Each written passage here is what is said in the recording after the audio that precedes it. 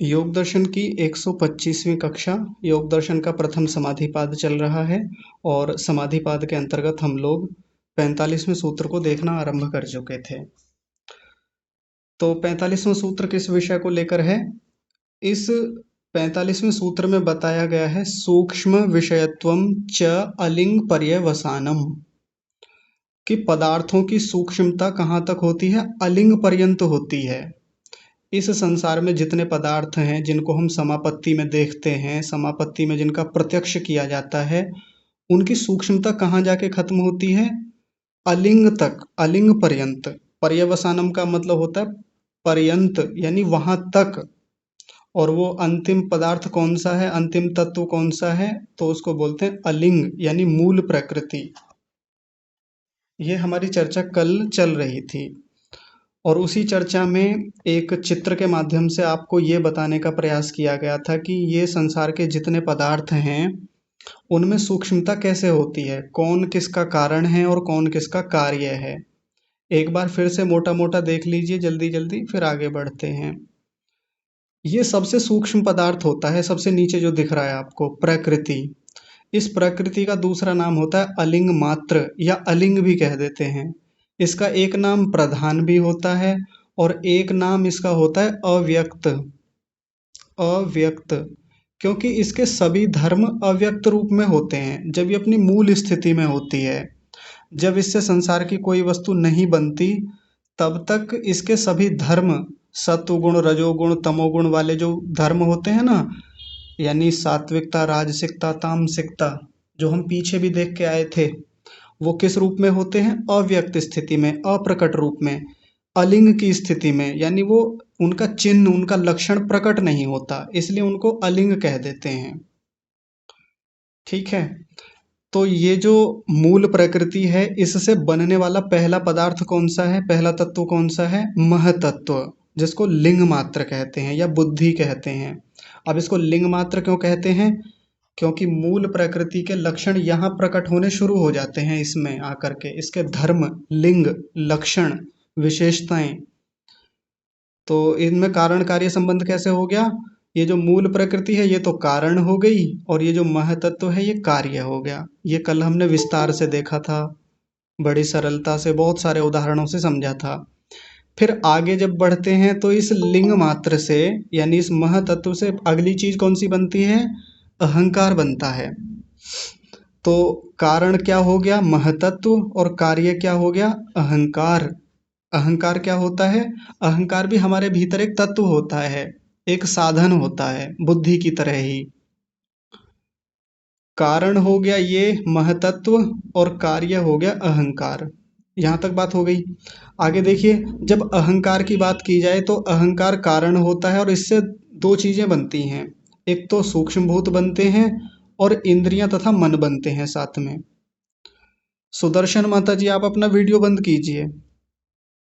एक तो होता है कि वीडियो ऑन है तो बैठ के पढ़ रहे हैं, एक है कि वीडियो ऑन भी है और घूम रहे हैं, ध्यान कहीं और है, तो फिर ध्यान आप ही के ऊपर जाता है सबका। चलिए देखिए, तो अहंकार क्या है? कारण।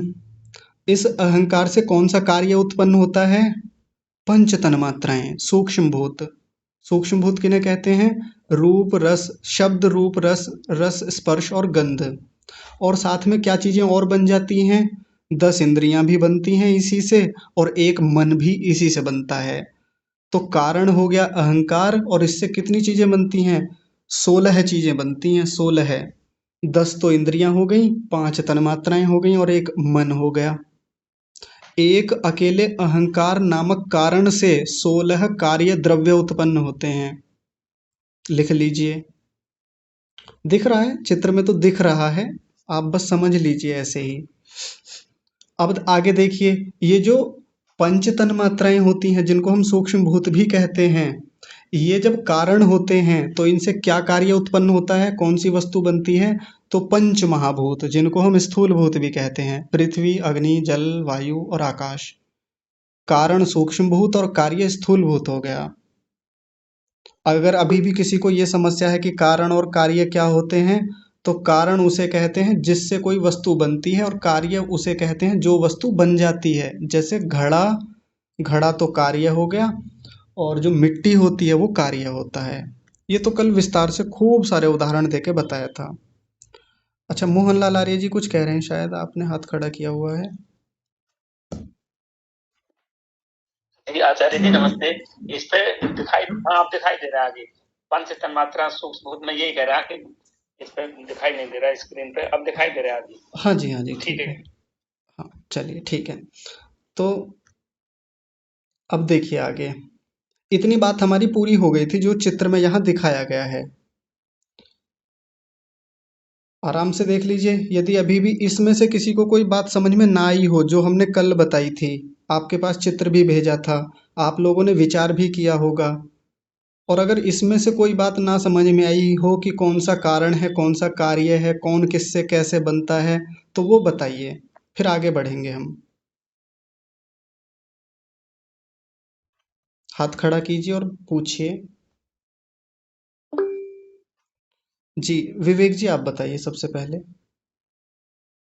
आचार्य जी नमस्ते। नमस्ते जी। आचार्य जी ये जो सबसे नीचे लिखा है ना अलिंग मात्र और ये प्रधान, तो ये जी, प्रधान क्या है?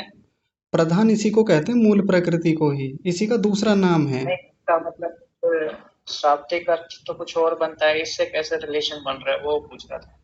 ये तो खैर इसका तो पता नहीं मुझे कि इसका ऐसा क्यों है, बस हाँ पर्यायवाची के रूप में प्रधान भी कहते हैं। प्रधान क्यों कहते हैं ये अभी जानकारी नहीं है, कभी जानकारी होगी तो बताएंगे आपको अलग से। जी आचार्य हाँ जी, ठीक है। धन्यवाद। जी। जी, बड़े भैया आप बताइए। नमस्ते आचार्य जी। नमस्ते जी। जी इसमें जो प्रकृति से पंच महाभूत पर्यंत हमने जो पदार्थ देखे हैं, जी। तो पहले से जब दूसरे की तरफ जाते हैं तो कारण कार्य संबंध होता है। जैसे प्रकृति से महतत्व बना जी। तो प्रकृति कारण हो जाती है और महतत्व कार्य हो जाता है। जी।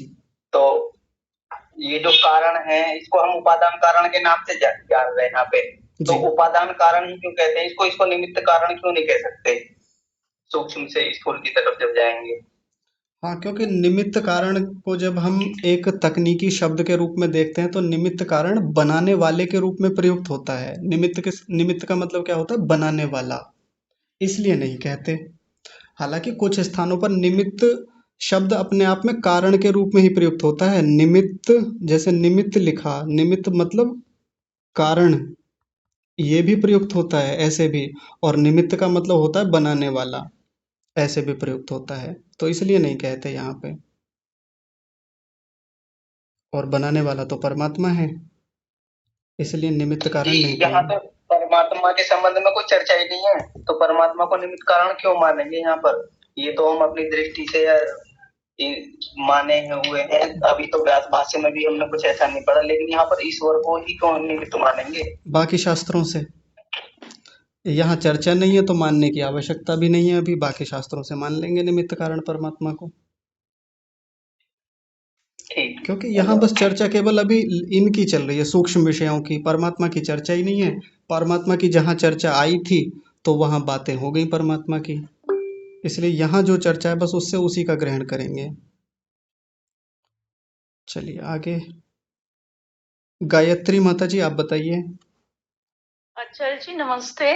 नमस्ते माता जी। आचार्य जी ये जो निमित्त कारण होता है वो चेतन होता है ना? हाँ जी, बिल्कुल चेतन होता है। तो ये तो जड़ है, जो मूल प्रकृति है, तो वो तो निमित्त हो ही नहीं सकता। हाँ जी, बिल्कुल नहीं हो सकता।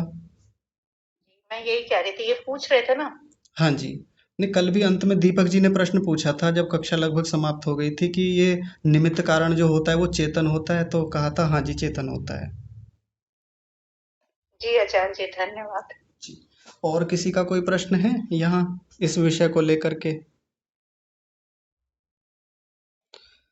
चलिए ठीक है, मैं आपसे पूछूंगा फिर किसी दिन। अभी तो नहीं पूछूंगा क्योंकि अभी ताजा ताजा आप लोगों ने याद कर रखा है, अभी तो बता देंगे। किसी दिन फिर पूछूंगा आराम से। तो अपने विषय को आगे बढ़ाते हैं। हमारा विषय चल रहा था, ये जो सूक्ष्म विषय हैं कहाँ से कहाँ तक होते हैं, इसके बारे में महर्षि व्यास जी क्या कह रहे हैं।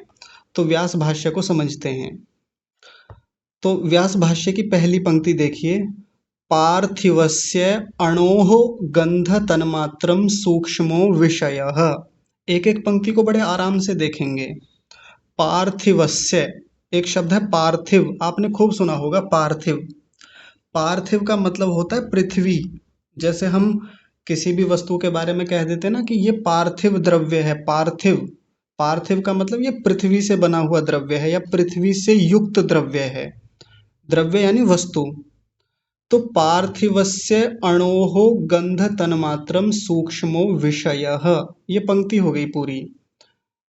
पार्थिवस्य अणोः, पहले इतने को लेंगे। पार्थिवस्य अणोः, पृथ्वी नाम का जो अणु है उसका, षष्ठी विभक्ति है ना, तो पार्थिवस्य यानी पृथ्वी का, और पृथ्वी के साथ अणु शब्द को भी जोड़ लेंगे। पृथ्वी अणु का, सूक्ष्मो विषयः, सूक्ष्म विषय क्या है, गंध तन्मात्रा। पृथ्वी नाम का जो अणु होता है उसका सूक्ष्म विषय क्या है, गंध तन्मात्रा है। ये इस पंक्ति का अर्थ हो गया। समझते हैं कि बात क्या कही गई है यहाँ पर। पृथ्वी जो अपने आप में अणु है, जो पंच महाभूतों में जो पृथ्वी आता है ना, पृथ्वी अग्नि जल वायु आकाश, ये वो वाला पृथ्वी है। तो पृथ्वी जो अणु होता है, अणु रूप में, छोटे रूप में होता है, एक कण के रूप में है, तो उसका सूक्ष्म विषय, सूक्ष्म विषय यानी उपादान कारण, जो अभी हम पीछे कारण देख के आए थे, यानी पृथ्वी बनता किससे है, तो गंध तन्मात्रम, गंध तन्मात्रा से बनता है। चित्र में देखिए इधर आके, अभी समझ में आ जाएगा। ये जो पृथ्वी तन्मात्रा है कहाँ होता है, यहाँ पर पंच महाभूत जो लिखा हुआ है, इसका कारण या सूक्ष्म विषय कौन सा हो गया, पंच तन्मात्रा। और कौन सी पंच तन्मात्रा, कौन सी तन्मात्रा हो गई, गंध तन्मात्रा। हाँ जी, आप म्यूट रखिए सभी लोग, मैं बंद कर देता हूँ। बस आप उधर से अपने आप बोलते रहिए, सुन, फिर आप सारे बोलेंगे तो सबको डिस्टरबेंस होगा। देखिए फिर से समझिए, पृथ्वी नाम का जो अणु होता है, पृथ्वी नाम का जो महाभूत होता है, उसका सूक्ष्म विषय क्या है। अब जब ये सूक्ष्म विषय जहां भी शब्द आएगा ना, इसका मतलब आप उपादान कारण समझिए, यानी वो बना किससे है, उससे भी सूक्ष्म वस्तु क्या है, तो गंध तन्मात्रा है। ये जो पृथ्वी हम देखते हैं, ये वाली पृथ्वी नहीं जिस पे हम रहते हैं, वो पृथ्वी नाम का अणु जिससे ये सारे संसार के ये सारे महाभूत बने हैं, जिन जिन में भी वजन होता है, जिन जिन में भी गंध होती है, जिन जिन चीजों को हम स्पर्श कर सकते हैं, तो ये वस्तुएं जो हमारे साथ हैं, जिनमें पृथ्वी अणु होते हैं, वो बनती किससे हैं, वो गंध तन्मात्रा से बनती हैं। ये पृथ्वी नाम का अणु किससे बनता है, उसका सूक्ष्म विषय क्या है, उसका उपादान कारण क्या है, गंध तन्मात्रा। तो पृथ्वी के आगे लिख लीजिए गंध तन्मात्रा। पृथ्वी, पृथ्वी का सूक्ष्म विषय गंध तन्मात्रा, या उसका उपादान कारण कह लेंगे। एक बात हो गई।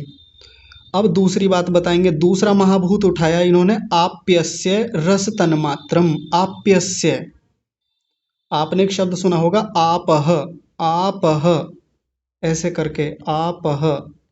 आपह का मतलब क्या होता है, जल, पानी, जिसको पानी कहते हैं, जल कहते हैं, ये वही है।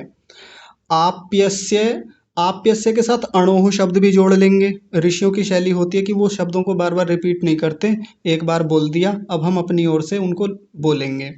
आप्यस्य गणो आप्यस्य अणोः रस तन्मात्रम सूक्ष्मो विषयः।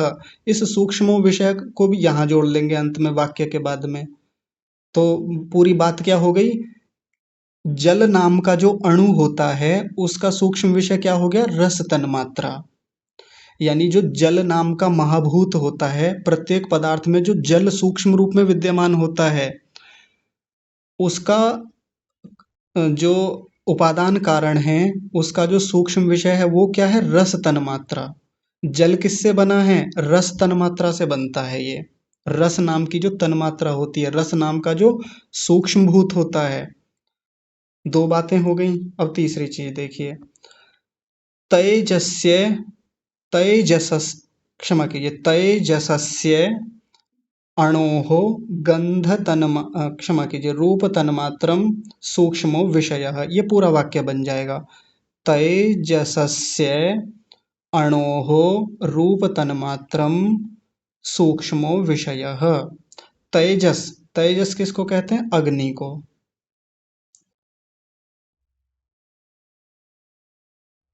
रुकिए तनिक, हाँ जी अब ठीक है। तेजस किसको बोलते हैं? अग्नि को। तो अग्नि नाम का जो अणु है, ये जिन पदार्थों में अग्नि विद्यमान होती है, वो अग्नि नाम का स्थूलभूत जो है वो किससे बना हुआ होता है? रूप तन्मात्रा से बना होता है। अग्नि का उपादान कारण क्या होता है? रूप तन्मात्रा। इन पांचों महाभूतों के 5 ही सूक्ष्म भूत होते हैं अपने अलग अलग। अग्नि का सूक्ष्म विषय क्या हो गया? रूप तन्मात्रा। अब आगे देखिए अगला, अगला चौथा बता रहे हैं वायवीयस्य स्पर्श तन्मात्रम। अपने आप जोड़ लेंगे पीछे से। वायु नाम के जो कण होते हैं, वायु नाम का जो स्थूल भूत होता है, उसका सूक्ष्म विषय क्या है? उसका उपादान कारण क्या है? स्पर्श तन्मात्रा। हो गया। आगे देखिए, आकाशस्य शब्द तन्मात्रम इति।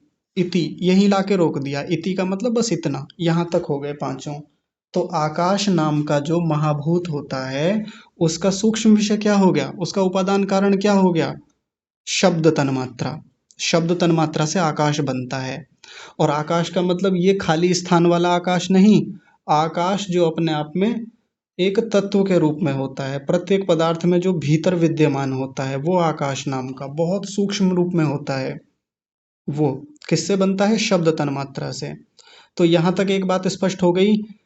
5 स्थूल भूत होते हैं, उनके अपने 5 सूक्ष्म विषय होते हैं, या दूसरी भाषा में कहें तो 5 स्थूल भूतों के अपने 5 उपादान कारण होते हैं। फिर से एक बार देख लीजिए। पृथ्वी का क्या होता है? गंध। जल का क्या होता है? रस। अग्नि का क्या होता है? रूप। वायु का क्या होता है? स्पर्श। आकाश का क्या होता है? शब्द। पांचों हो गए, आपको समझ में भी आ गए होंगे। एक बात पूरी हुई है अभी तक, यहां तक इन 5 वाक्यों में एक बात पूरी हो गई। आगे देखिए अगली पंक्ति, तेषाम अहंकारः। तेषाम अहंकारः, तेषाम माने उनका। उनका किनका? ये जो ऊपर सूक्ष्म भूत बताए हैं सारे, कौन कौन से, एक बार फिर से देख लीजिए।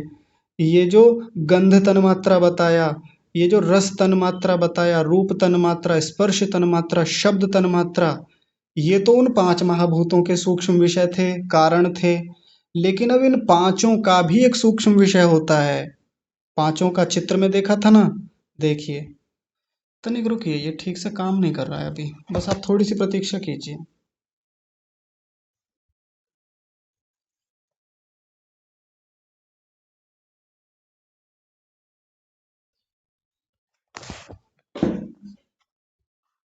हाँ, अभी ठीक है।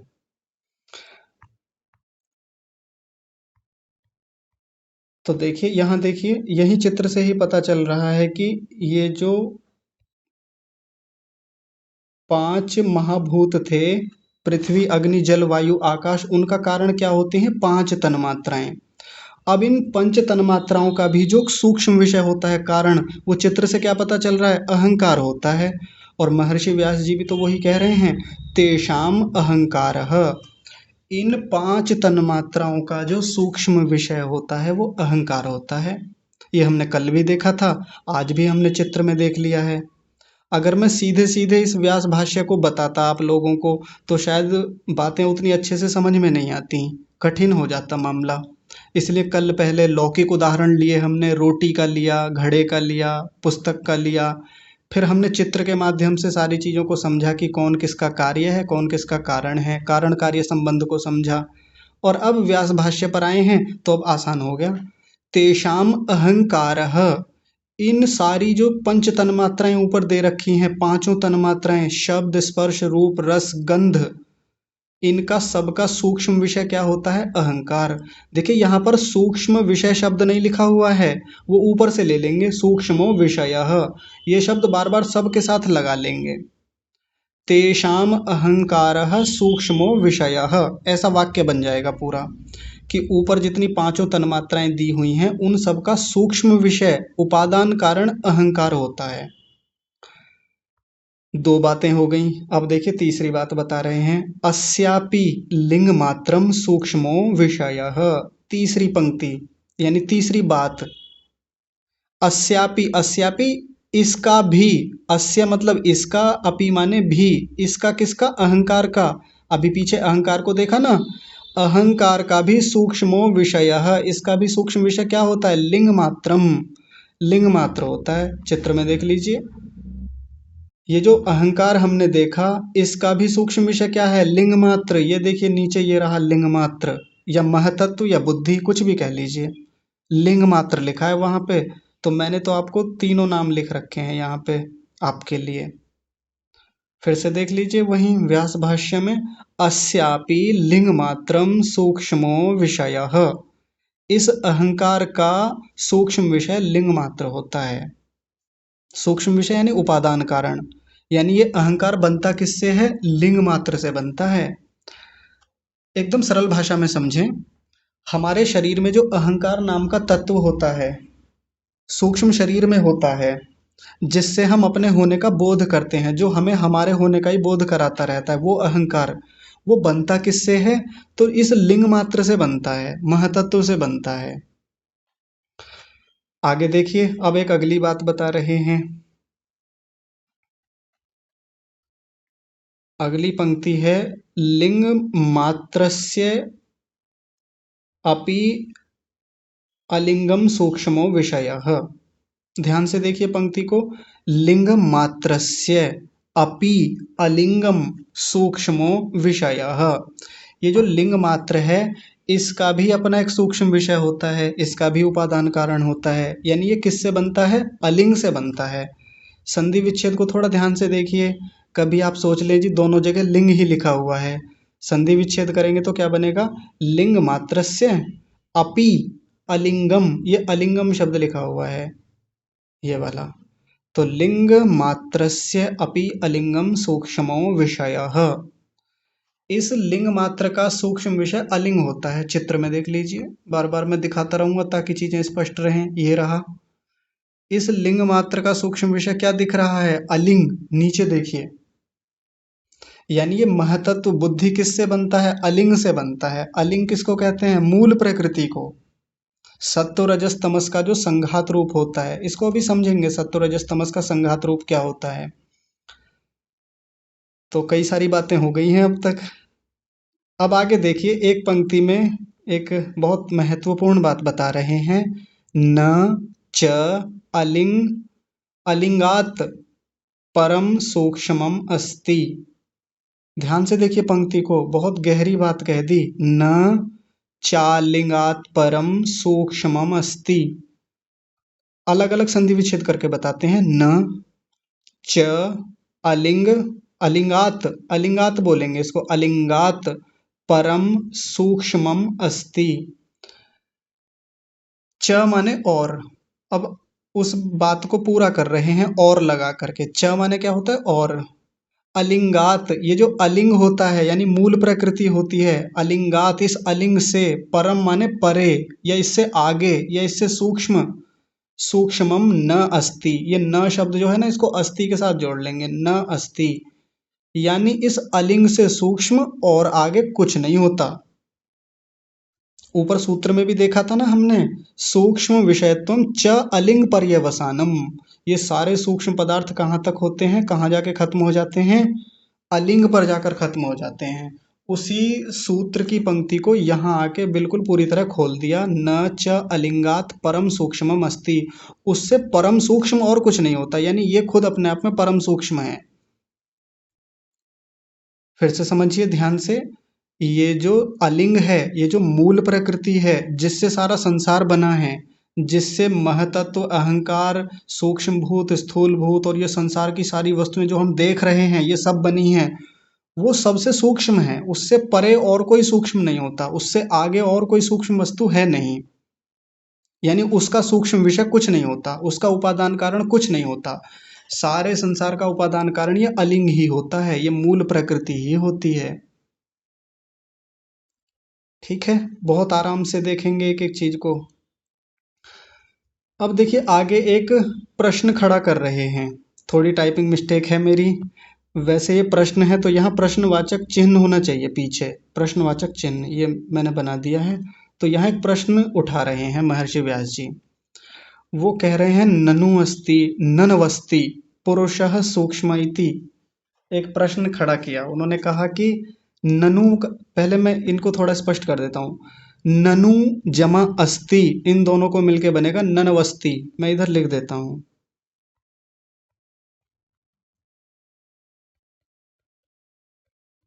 ननु शब्द के बहुत सारे अर्थ होते हैं। ननु, ये जो ननु दिख रहा है आपको, लेकिन यहाँ ननु का मतलब है जैसे कहीं संदेह किया जाता है, शंका उठाई जाती है, प्रश्न किया जाता है।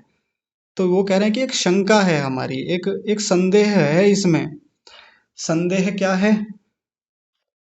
पुरुषः सूक्ष्म इति। वो कह रहे हैं कि पुरुष भी तो सूक्ष्म होता है। अब पुरुष के दो मतलब होते हैं, एक पुरुष का मतलब होता है आत्मा, एक पुरुष का मतलब होता है परमात्मा। महर्षि व्यास जी ने प्रश्न खड़ा किया, और आपने भी जब ये पंक्ति पढ़ी होगी, न च अलिंगात परम सूक्ष्मम अस्ति, कि उस अलिंग से और आगे कोई सूक्ष्म वस्तु होती नहीं है, यानी उसका सूक्ष्म विषय और कुछ होता नहीं है। तो आपके मन में भी एक प्रश्न आया होगा कि आत्मा जो होता है और परमात्मा जो होता है, ये तो प्रकृति से भी सूक्ष्म होते हैं। ऐसा कहा जाता है कि परमात्मा तो और भी सूक्ष्म है। सारे संसार के जितने पदार्थ हैं उनमें तो सबसे ज्यादा सूक्ष्म ये पुरुष होता है ना। तो वो प्रश्न इन्होंने खुद खड़ा कर लिया, प्रश्न अपने आप उठा दिया। ननु अस्ति, ऐसी शंका है हमारी, ऐसा हमारा संदेह है। हमने खूब सुना है कि पुरुष यानी आत्मा और परमात्मा को भी ले लें कि वो तो इससे भी ज्यादा सूक्ष्म होते हैं। तो फिर आपने ऐसा कैसे कह दिया कि सारे संसार के पदार्थ या सूक्ष्म विषयत्वम च अलिंग पर्यवसानम, कि वो मूल प्रकृति पर जाकर, अलिंग पर जाकर सारी सूक्ष्मताएं समाप्त हो जाती हैं, ऐसा कैसे कह दिया? ये प्रश्न है यहाँ पर। तो देखिए, खुद कह रहे हैं, खुद से उत्तर दे रहे हैं। ये ऋषियों की शैली होती है। महर्षि दयानंद सरस्वती भी ऐसा ही काम करते हैं सत्यार्थ प्रकाश में। प्रश्न खुद से उठाएंगे, उसका उत्तर भी खुद देंगे। तो प्रश्न भी खुद से रखा महर्षि व्यास जी ने, फिर उसका उत्तर देते हुए क्या कह रहे हैं? सत्यम, सत्य है, पुरुष सूक्ष्म होता है बिल्कुल। लेकिन कैसे सूक्ष्म है, किस तरीके से सूक्ष्म है, उस तरीके को यहाँ बताएंगे। ये अगली पंक्ति में ध्यान से देखिए।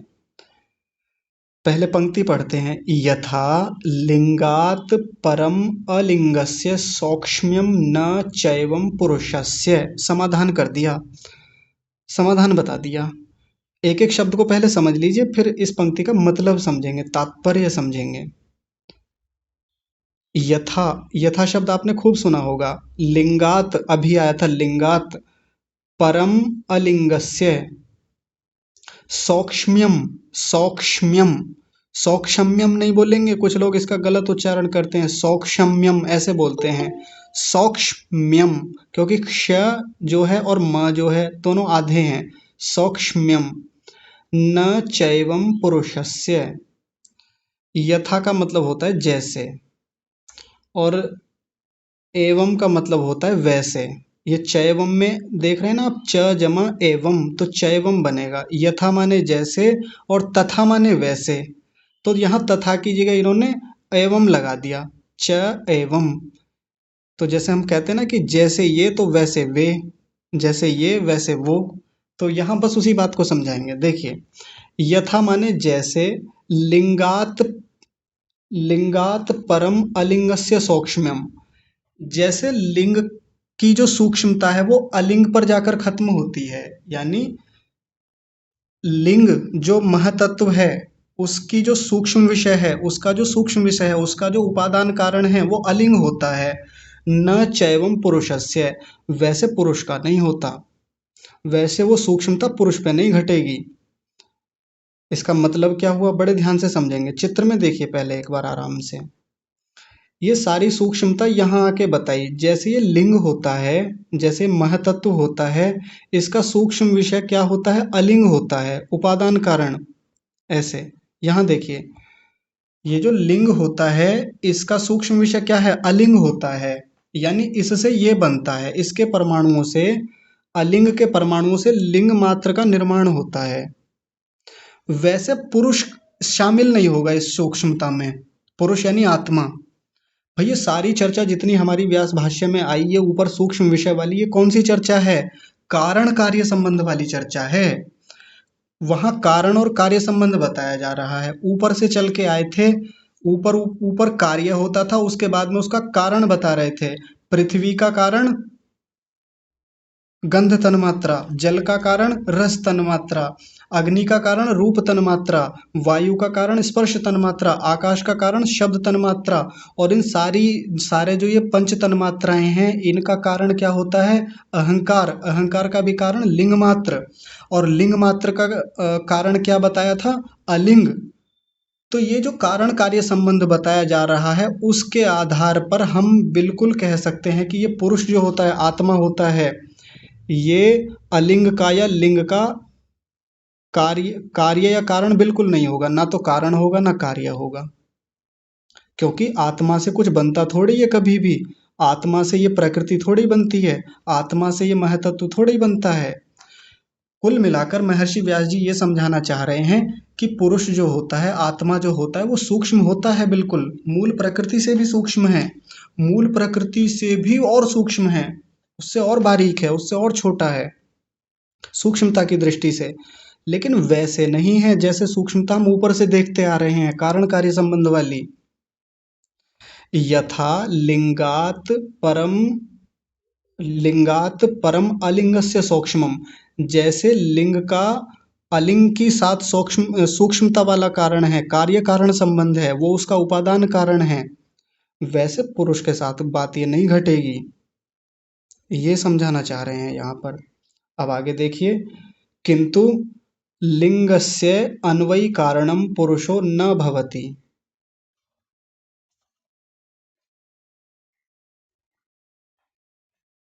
किंतु एक अगली बात बता रहे हैं, देखिए, किंतु लिंगस्य अन्वयी कारणम पुरुषो न भवति, कि ये जो पुरुष होता है, ये लिंग यानी महतत्व बुद्धि, उसका अन्वयी कारणम न भवति, उसका अन्वयी कारण नहीं होता। उसी बात को आगे खोला है इन्होंने।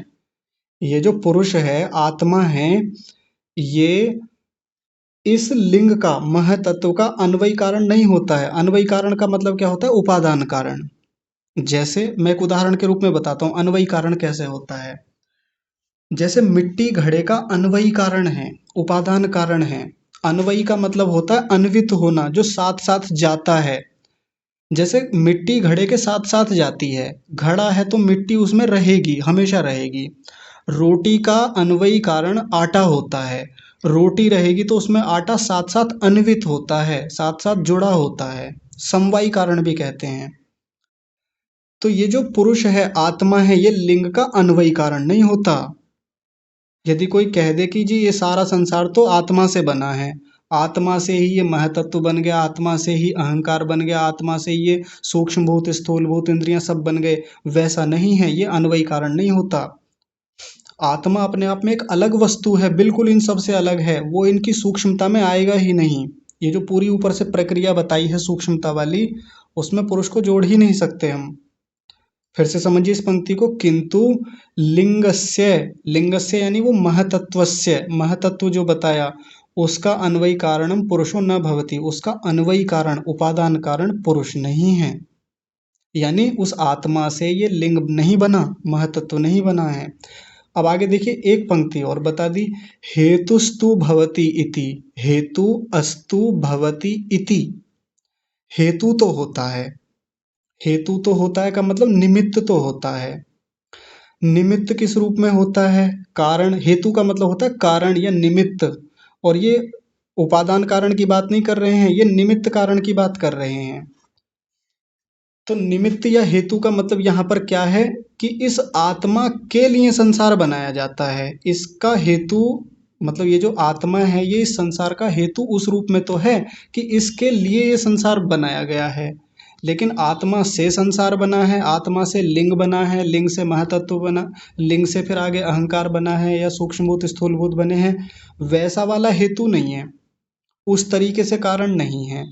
हाँ, इस रूप में कारण तो है कि इसके लिए संसार बना है। इस हेतु का मतलब क्या हो गया कि इसके लिए संसार बना है। इतनी बात हो गई। और अब देखिए, बस अंत में एक बात और कह दी और ये पूरा हो जाएगा। अतः प्रधाने सौक्ष्म्यम निरतिशयम व्याख्यातम।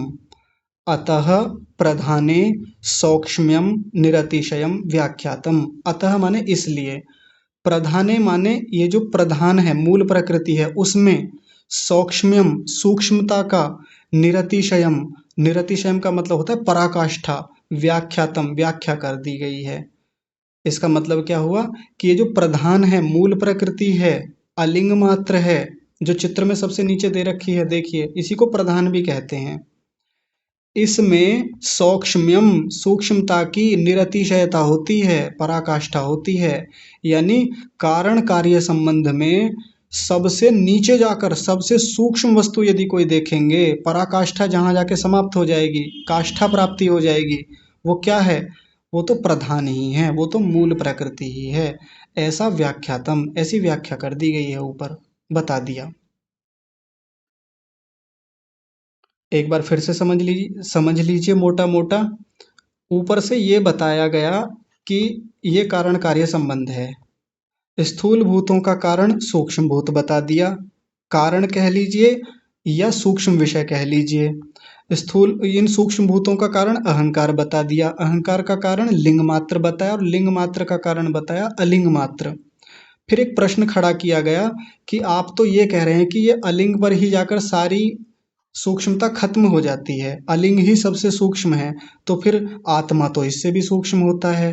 तो महर्षि व्यास जी ने कहा सत्यम, हाँ ये बात तो सत्य है कि आत्मा सूक्ष्म होता है, लेकिन वैसी सूक्ष्मता नहीं है उसमें जैसी कारण कार्य संबंध में होती है। इससे ये बना, उससे वो बना, तो फिर ये जो सबसे अंत में लाके यदि हम यहाँ आत्मा को रख दें, मतलब वो जो प्रश्न कर रहा है उसका मतलब ये है कि अब इससे नीचे आत्मा को भी लेके आइए, ऐसे लिखिए चित्र, मतलब चित्र बनाना हो तो फिर ऐसे बनेगा। तो वो कह रहे हैं कि वो जो कारण कार्य संबंध है, सूक्ष्म विषयता है, उसमें आत्मा को सबसे नीचे हम नहीं रख सकते ऐसे, क्योंकि आत्मा किसी का कारण नहीं होता, आत्मा किसी का उपादान कारण नहीं होता, आत्मा से इस संसार की कोई चीज नहीं बनती। कि कभी आप ये कहने लगे कि आत्मा से ये अलिंग बन गया या आत्मा से सीधा लिंग बन गया, ऐसा कभी नहीं बनता, बनेगा भी नहीं। सारी सूक्ष्मता कहाँ आके समाप्त हो जाती है? अलिंग मात्र पर, प्रधान पर, मूल प्रकृति पर। ये तीनों एक ही चीजें हैं। और इस तरीके से ये 45वां सूत्र यहाँ पर पूरा होता है। आप लोग इस पर और आराम से विचार कीजिए, हो सकता है आपके मन में प्रश्न उठ रहे हों कुछ, या चिंतन करेंगे तब प्रश्न आएंगे, तो आपके प्रश्नों को कल की कक्षा में लेंगे। आज का तो समय हो गया है। आज की कक्षा को यहीं विराम। आप सभी को सादर प्रणाम। ओम।